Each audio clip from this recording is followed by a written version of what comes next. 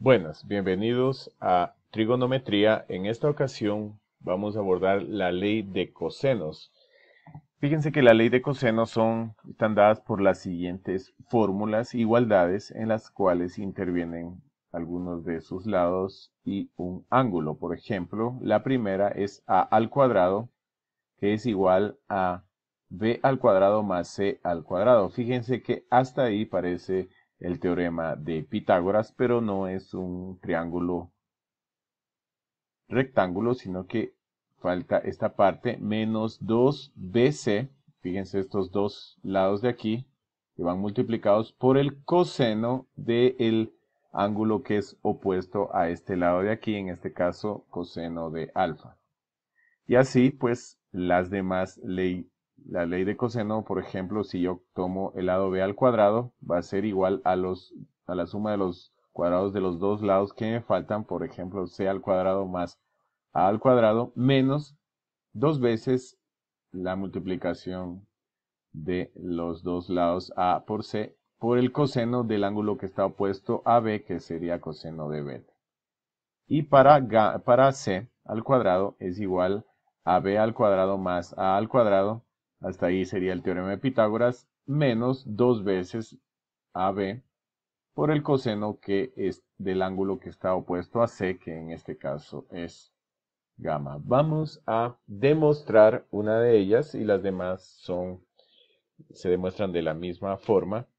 Fíjense que vamos a utilizar la estrategia de la altura, como habíamos visto antes.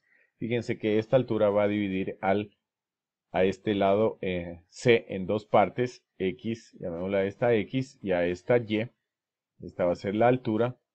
Y vamos a aplicar el coseno para este triángulo rectángulo. Fíjense que si aplicamos el coseno de alfa, y esto sería igual al cateto adyacente, que sería X sobre la hipotenusa B.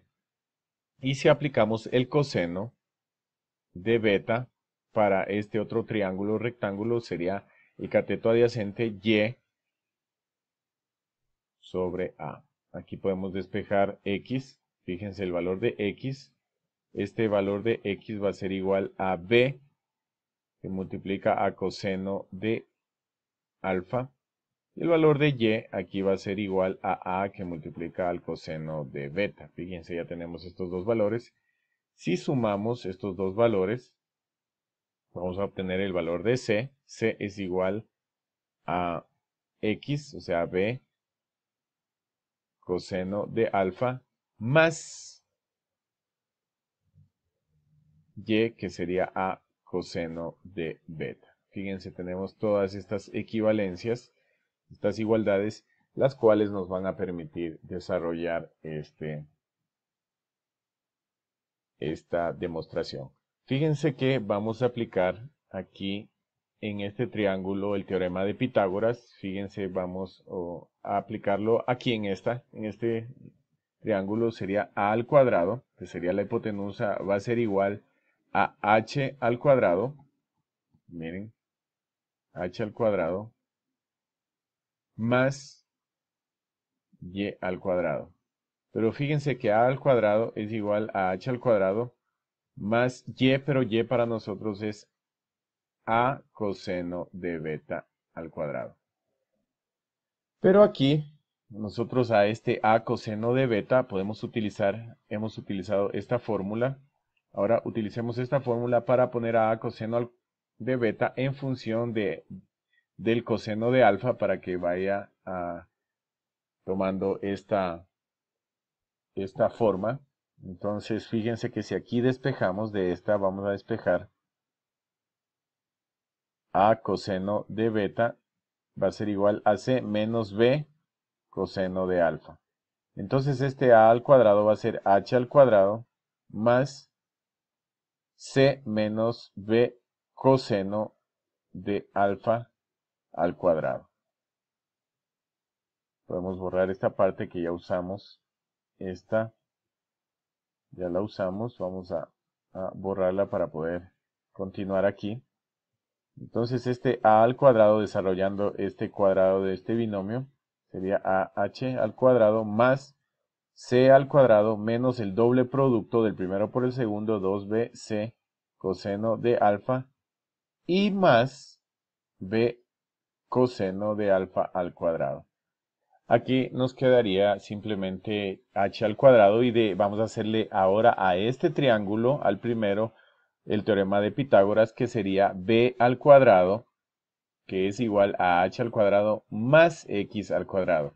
Pero recuerden que si despejamos de aquí h al cuadrado sería igual a b al cuadrado menos x al cuadrado, pero x al cuadrado es, recuerden, b coseno de alfa al cuadrado. Esto podemos reemplazarlo aquí y nos quedaría que a al cuadrado es igual a b al cuadrado menos b coseno de alfa al cuadrado más c al cuadrado menos 2c b coseno de alfa más b coseno de alfa al cuadrado. Aquí se cancela y nos queda que a al cuadrado es igual a b al cuadrado más c al cuadrado menos 2cb coseno de alfa, que es la primera. De esta misma manera se hacen las demás demostraciones y lo más importante es cómo, para qué nos sirve, en qué casos podemos usar estas tres fórmulas. Ya hemos demostrado en cuándo se pueden usar. Fíjense que la primera estrategia para usar esto es cuando tenemos los tres lados. Fíjense, cuando tenemos los tres lados, ¿qué sucede si tenemos este lado A, B, C y B y C? Podemos encontrar un ángulo. Esta sería una de las primeras cuando usar esta ley de cosenos. También podemos usar cuando tenemos dos lados y un ángulo que es opuesto, dos lados y un ángulo que es opuesto a cualquiera de los lados. Un opuesto a cualquiera de los lados. Por ejemplo, podemos tener este lado B, este lado C, y podemos tener un ángulo, puede ser el ángulo gamma, que es opuesto a C, o el ángulo beta, que es opuesto a B. En este caso, por ejemplo, tenemos este ángulo A, tenemos un ángulo opuesto a este, que es el beta, y podemos tener B o C, cualquiera de las dos. Si tenemos B, podemos despejar tranquilamente C. O sea que vamos a despejar un lado. Y un tercer caso puede ser cuando tenemos dos lados mismo y un ángulo que no es opuesto a ninguno de los dos, simplemente que es un ángulo que está intermedio entre ellos. Un ángulo que está intermedio, por ejemplo, tenemos el B y C y tenemos a alfa. Por ejemplo, aquí alfa y tenemos a B y a C.